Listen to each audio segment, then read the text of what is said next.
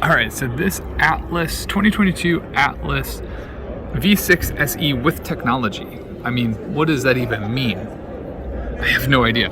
But it has a sticker price of $43,000. So what do you get for $43,000? Let's find out.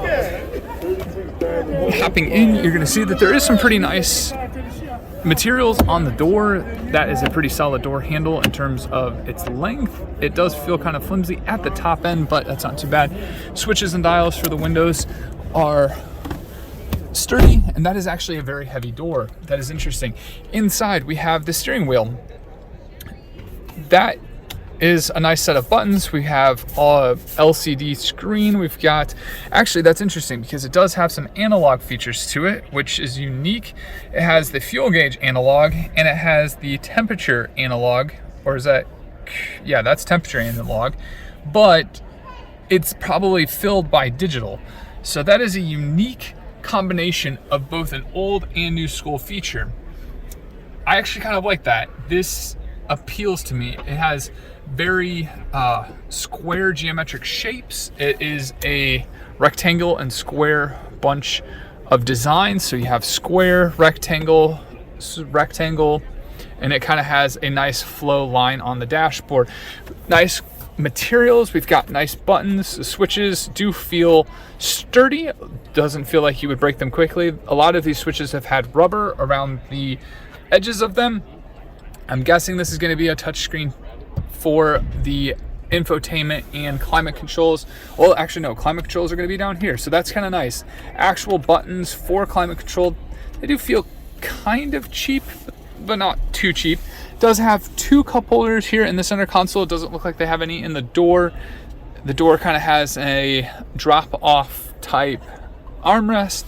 Gear shifter is a stick with covered components, which is actually kind of nice. That gives you that old school feel. So even on a 2022 vehicle, you can still get a shifter that feels like you're actually doing something rather than everything by dial.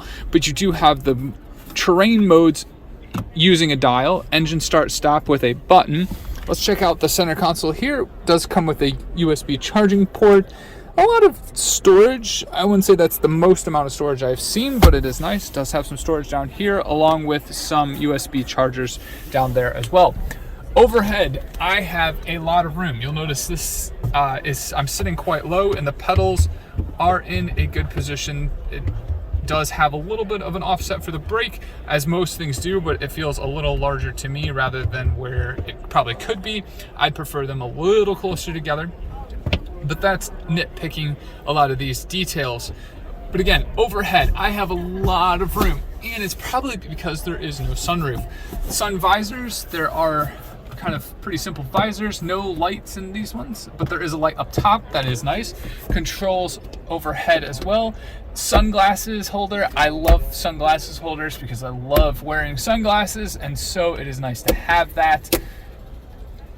There are some buttons on the mirror, not quite sure exactly what they do, but there are some buttons. So in this position, I actually have a ton of space up front in the driver's side. So I'm gonna hop in the back behind myself and see how the fit and finish is on that. Close the door.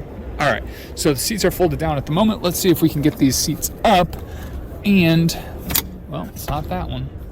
All right, might have to put you guys down for like 2 seconds.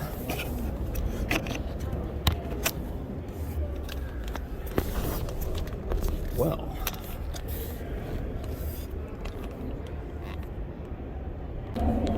okay, so I actually cannot figure this out. I don't know if it's power related or what.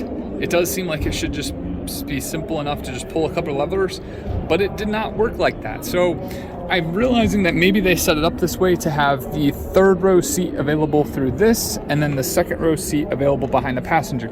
So instead of going to the passenger side first to get the middle, we're gonna go into the third row and try this out. So I can't test this because I can't pull that seat up. I probably tried for at least a good 2 minutes. Could not figure it out. This does not feel comfortable. This has some sort of headrest in the way, I think. Oh yeah, it does. So you have to put the headrest up in order to be able to sit back here, which I now see as a driver would be quite a problem, because that is a huge headrest that sticks up really high and would be totally protruding the view from the rear view mirror to the back.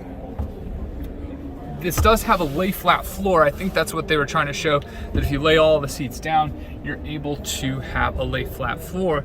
However, I think my knees would easily hit, because if you take a look at just the geometry from there to the passenger rear seat, I am easily protruding past that point.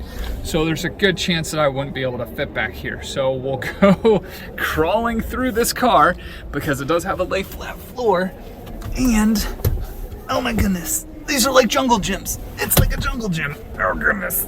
All right, so that seat is way far back. Passenger seat is way too far back. It's kind of getting in my way, but this is for testing purposes. So I would be able to fit, I'm sure, if the seat were in a correct position to actual driving, if you wouldn't have a passenger.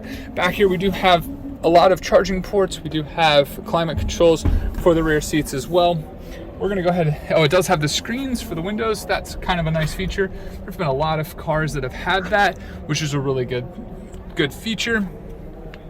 All right, yeah, let's go ahead. Oh, there are cup holders in the back for the third row. I don't know where they would be for the second row.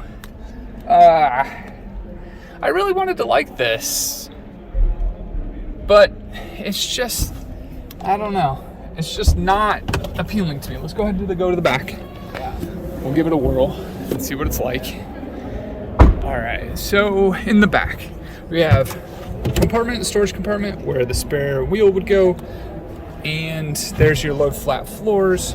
We've got the storage compartments here on the right side and on the left side.